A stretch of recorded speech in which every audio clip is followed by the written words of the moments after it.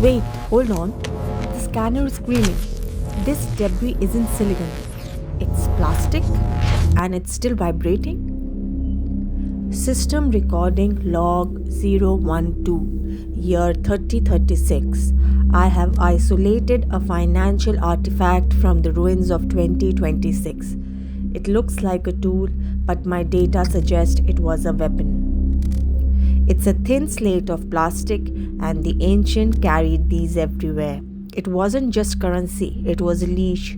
They used these to acquire resources they hadn't earned yet. I deciphered the code APR. It was a mathematical trap. They traded their future time for present comfort. If they didn't pay it back immediately, the debt multiplied.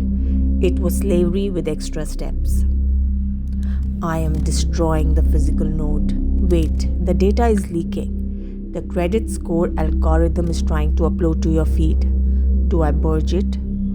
Or do I want to see the math that enslaved them?